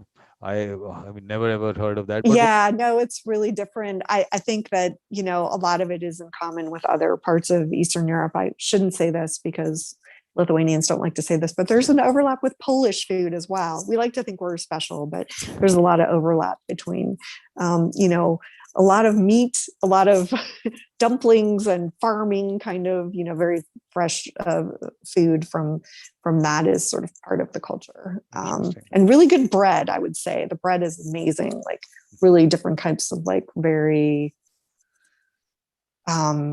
like rye bread, just really solid bread. Like if you were going to go out and plow the field, like you could have that one piece of bread. It would probably fill you for like the rest of the day. That's sort of the whole concept of some of the Lithuanian food. Actually, the farmers' food for various parts of the world, Yes. it has that much whatever. It has to keep them throughout the day. Yes, Keep them. exactly. That's exactly it. So it's really that kind of very traditional Lithuanian cooking is like, okay, you're coming in from plowing the field and you need to have a good hearty lunch so you can go back out and carry on. That's kind of how I think about a lot of the food and the origins of the food. But it's really amazing. The bread is amazing from there because of that, the different flavors and like really strong, solid. It's not lightweight bread at all. I understand. I can understand. Mm-hmm. Yeah. Yeah. Okay. But now the situation, MC, is that look, in terms of conversations, I can go on always. But in Yes. terms of time, you have to tell me. I have to, because you'll be polite and you will not tell me, and then you'll say, "Well, I was stuck there. I just had to." No. Okay. So I just have to look. So yes, I think that if we, so it's almost 10 o'clock here. So I would say like 10 o'clock here, we can wrap up. I think that would be good. So it's like 15 minutes. Whatever time, Yeah. that's totally up to you, because I'm telling you, some of these, like that evolution of a mediator has gone on for 4 hours without a break. I know. So you know the capacity I have to talk. So so that. Yeah. Well, you have good ideas, and I think that it's interesting to me when you were saying why you do it that way with the evolution, so that people can identify with their experiences and say, well, maybe that could be me. Maybe I haven't looked at it that way. Those skills or those things I'm interested in could be applied to mediation. And I kind of feel the same way about appellate practice, that there's a certain kind of person who it would be a really good fit for, and others, not. And I don't know that it's always obvious what that is. I mean, definitely people who like to write, right? I mean, that's part of it. But I think that there's something else about the depth with which you look at problems. Like you don't just find an answer and move on. You really like examine all angles of something to figure out the best way to present the argument. You try to look at the pros and cons and the different approaches to it. And you do the same thing with the law. I think of what we do as appellate lawyers is figuring out, like, because we want to help the judges decide things. And so I think about, what are the judges doing? The judges are looking at this, the law is sort of a live and flowing stream, and it's always rushing and moving and growing and going different directions. And our job as an advocate is to say, where in that stream are we? Like, how far do we need to develop a new rule for this? Are we somewhere back here? And if we're going to develop a new rule, why is this the case to do it? And where in that stream are we located currently with this case and these parties? And that is how I look at the issues and how we present it, aside from just the case we have.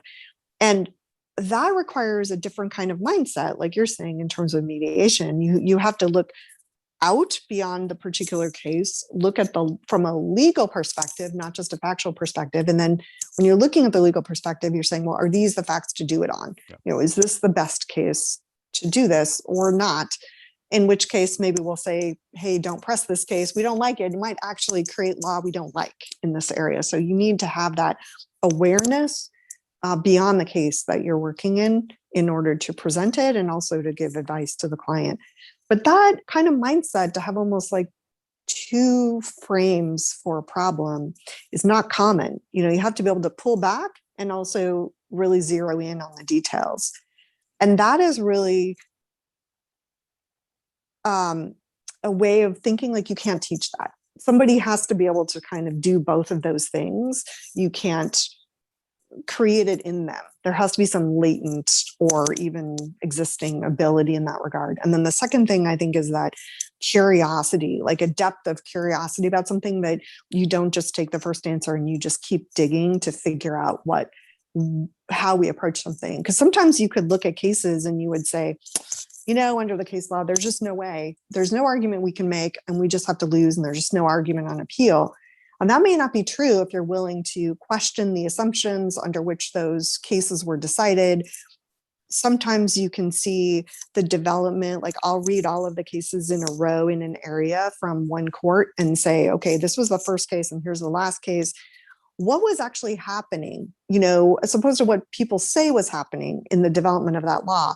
If I read all of those in order, what do I understand sort of organically from what they're pointing to, from how they refer back to each other, the cases and the judges? What are they really getting at? What's the core of what's going on? Did what they meant to do sort of get twisted along the way and we need to change that? Or there's implications from a rule they never saw that we need to redirect?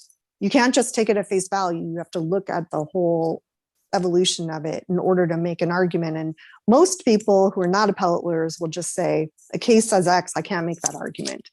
And you're like, well, let's look at that. Does it really say X? And is that really the rule we want? Because in this case, it seems like an absurd result. Is there some argument we can make that it doesn't make sense? And so we should either change the rule, or the rule wasn't really meant to say that. And we're in a court where we can change that. I think all of that goes into being a good appellate lawyer, and none of it comes from any of certifications, like you said, or anything like that. It's the same kind of mindset that's very different. If you have those, then you can be molded and learn the skills. If you don't have that, it's just never going to happen. It doesn't matter what happens. You have to have those things. Yeah. I started my practice in the Supreme Court in appellate work only. But the interesting thing that I learned from my senior was, first of all, the language has to be as simple as possible.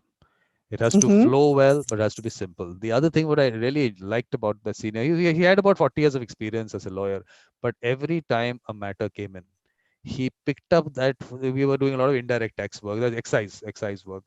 He would pick up that section. There was one particular section which was used a lot, but every time he would read it after the discussion on the facts, he would read that section as if it's the first time he's reading it. So it wasn't like you go with some preconceived notion of what the law says. Read it according to that. So that was a very good learning from him. It was it's almost like a beginner's mind in that way, right? You're always looking at it and starting fresh. I think that's right. I think that's a good way of putting it. That's what I always think about the cases. They might be different subject matters all the time, but I like that because it requires you to learn anew and look at a whole area of the law in, context of the question and the case you're dealing with. And you see new things. I mean, you just see it differently. Even working with attorneys who are specialists in their area, whether it's bankruptcy or patent law or things like that, there are some things they come to as a specialist in that area that they just go, well, this is just the way it is. And, we look at it and go, why? is that look, really true? but it Yeah, take, you ask questions. and that's Mhm. the thing. It takes a very special kind of person to do that. There is no ego. I was a student when I started. I was interning with this senior, and of course, then later Uh-huh. I became a lawyer in that firm itself. I mean, Yeah. as a student, I would tell him certain things, so just so basic for me. Because look, a new person has come into this area. He has no idea, so he was asking questions which are so basic, but he would appreciate that. And then actually, when you see that being part of drafting, I was a little too much. I used to actually, while he used to draft, right? I mean, it's all happening on the computer, and I'm as a Uh-huh. student pointing out to this lawyer has 40 years experience. No, I don't think you should put that word there. It was really enjoyable. It was, and it takes a special kind of person to let you do that, because I mean, you Right. have clients sitting there, you have other people sitting there, and here this student is telling me what am I supposed to write. But the fact is, here you're trying to put the best manuscript in place, and that Right. manuscript, Right. wherever you get the inputs from, there's no harm. And so that is where I think that whole training of getting everyone involved came in. That get people involved and get the Yes. right people, Yes. and every little word matters. So here is like I'm correcting a person with 40 years experience. No, don't use that word, but use this. But for him to Right. take it, But yeah, yeah, but I mean, if it's the right word, I want to use that word, right? I want to make it exactly. better. I think that's the other thing is like, if you have a culture of excellence in that regard, Yeah, that you like, exactly. look, we just want to make the best that we can Exactly. do. And those ideas of how to do that can come from lots of different places. Absolutely. And you just have to be open to asking That's the main people, thing. hey, that you know a lot about this. What do you think, from your perspective? And, you may not follow that, but you want to hear it because you want to know what do they have to add to that.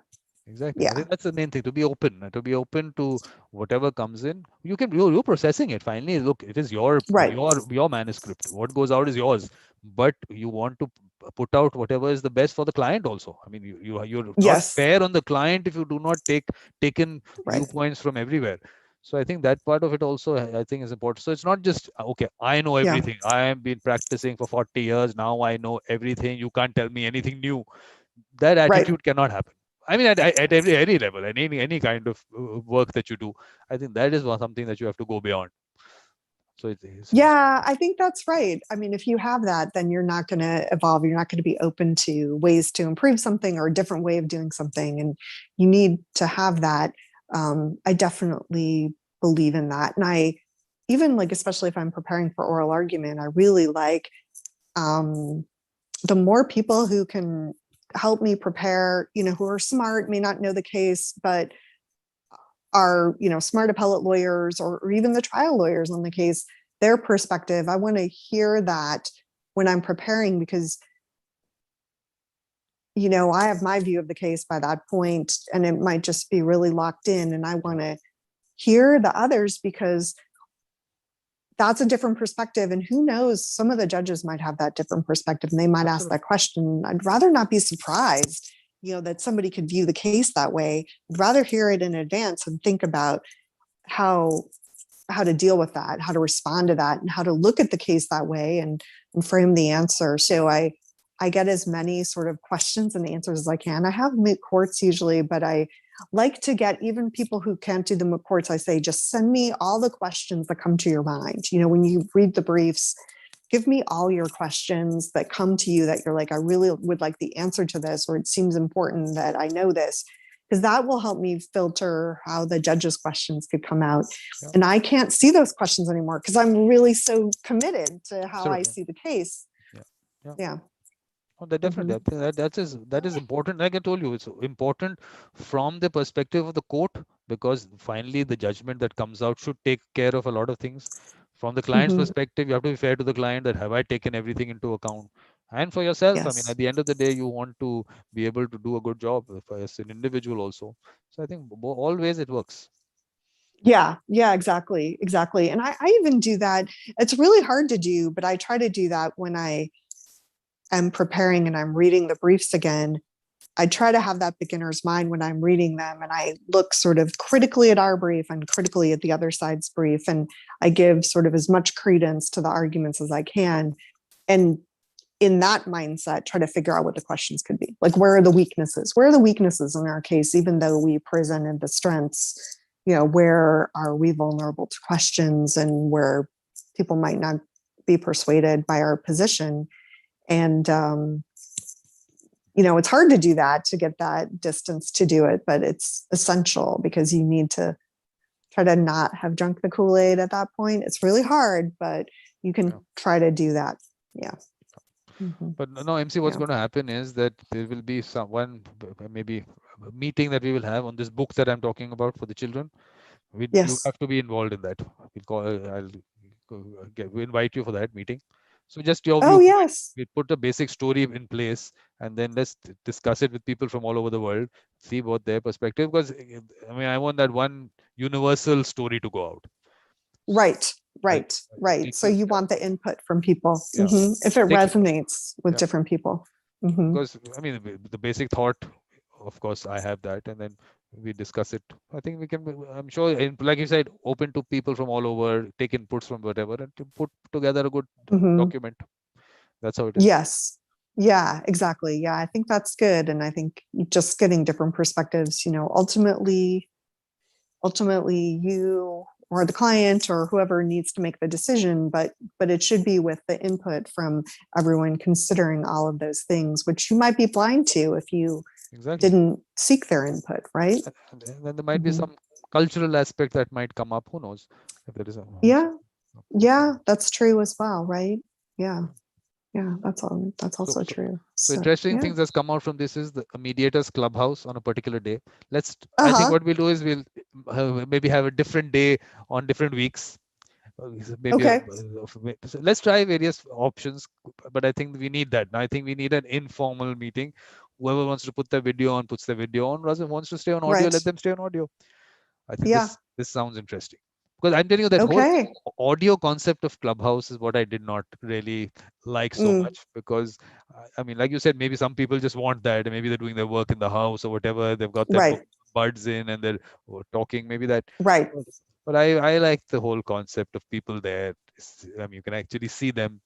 So this will give a mix of both. So we have a Zoom meeting and you can come in. Let's try it out. Yeah, I like that. Yeah, the audio, like I say, is it still works. It's a different thing, but I think it allows people to be able to feel more comfortable dropping in and coming for a short while and then moving on. I just think you're less self-conscious about that as you are when you're on Zoom and you're like, oh, I gotta go, and everyone sees the squares and things like that, and you're gone. So I think it does have that added aspect that maybe if people can't devote a whole hour to something, that they can just drop in for 15 minutes and have a chat and move on. I think more people might be willing to just do that. Well, this is what I said when I started a mediation open house. This is exactly what I said, that you can drop in whenever you want, drop in, drop out. But I also said once you drop in, you won't want to drop out. So I'd also put that. Well, that's you hope that's true, right? That would be good. That's a good vision to have. It's a good vision to have, Vikram. You're like, nobody will want to leave. Yes, they could, but they don't want to. Exactly. So I think that sounds good. I think we'll have to do that. Maybe from next week onwards, one day. Okay. But I think the problem is that the International Mediators Collective, the posts that I put there, I think these LinkedIn groups, no one really looks at posts in the groups. Yeah, the groups are challenging. I think that they acknowledge that they need to work on those because every once in a while, it's not like, I don't know, there's no reminder or something to go check there, and then everybody's on the main LinkedIn feed. And I've tried that. I don't see that many posting in the groups. So, but LinkedIn acknowledges that they kind of need to fix that, the groups thing. And I think they're working on it. So what do you think is the best way to get to people? Because what I haven't done is I haven't picked up people's email IDs. Either everyone is more active on their email, so maybe I'll have to collect email IDs and then send out one email. That could be one option. Because the point is, I think people want to know what's happening, but I don't think they end up going to the group to see the posts. And the problem what I did was earlier, I used to send everyone a message on LinkedIn. Right. So people got spoiled. They said, oh, the link is going to come in my message. That did not happen. That stopped happening. So now they don't I know where know. I to. remember that, Vikram. I was like, oh, you're so nice. We just have to go to the messages. This is Exactly. wonderful. We were spoiled. We were so spoiled. Yeah. So Yeah. so because of Hmm. that, what happened like last time, that the role of mediators, that discussion, Yes. up till the last moment, people are sending a message, where is the link? I said, all you have to do, you have to go to the group, just see the post is lying there, the Oh, link is there, but they won't look. So that these are issues that in terms of communication, I have to, I think maybe people, and a lot of people are don't not even looking at the LinkedIn messages. I see that also. A lot of oh, people don't do that. interesting. They don't look at the messages. Yeah. So I think Yeah. That's an issue emails. too. I think email. I think is something that everyone would look at. I think let's start Yeah. sending it out by email. I think I'll Okay. send ask everyone to send their email ID, and I think we'll do that. So let's get people together. I Okay. think it'll be nice. I mean, we have lots of people from all over the world. If they just drop in for whatever time, it'll be a nice mix of people. And as long as there's no agenda, nothing. It's just coming in, having a conversation on whatever, which is what my life is in any case. That's right. That's right. Yeah. Yeah. Okay. That sounds great. Well, I'm glad we came up with some ideas during this. Yes, That's great. interesting. Yeah. Yep. That's So anyway, wonderful. so thank you, MC, for coming in. Thank you so much. Thank you, Vikram. Really appreciate it. It's always lovely to No, see you. You're such a good soul. Really thank you. appreciate you. Thank you. And you're coming in for the next that mediation clubhouse, and obviously on that book. I'm going to get you involved in that book Yes. preparation also. Oh, yes. That would be lovely. Yes. And I want to come to your event on Saturday with Ken. So, Yes, definitely. Yeah, And perfect. with some good questions on that, on the role of mediators. Yes. Yeah, that part of Yes. it, I because he think talks that. about it. I think because what I really want to maybe discuss with him is the practical part of it. Because one is the concept Mhm. that he has that vision for mediators, but also how practical is it. And there were some questions that during the discussion which really came out, was that we talk about the role of mediators, but also in terms of the mediation and social problem solving, who are the people who are going to be on the table, who Yeah. represents the issue, who really is the person there. So that those are things that we have to maybe discuss. And who appoints the Yeah. mediator, because there were some Yes. Yes. discussions on that Exactly. also. So I think Hmm. this is, so please take up whatever these points also. So I'll see you on Okay. Saturday. Then I'll send you the link. I'll send it in Okay. as a You message said to you. No. You're going to okay. send me an email Perfect. ID. No, I'm not. You're going to send the email ID that has to go to. Only then will it come. And everyone else who's Oh, okay. listening, everyone who's listening there, Okay. this the message for Saturday is only going to go out to people who send their email IDs. Okay. So that's what I'll do. I'll send you Yeah, the message with the email so I can get the link. All perfect. right. That All sounds right. good. Thank you so No, much, Vikram. thank you, MC. It was very nice meeting you. Yes. And Yes. Nice definitely, chatting with you. And thank you so much for having me. And we will see each other soon. Thank you. thank you. And see you on Saturday. Hmm. Yeah. All right. Thank you so much.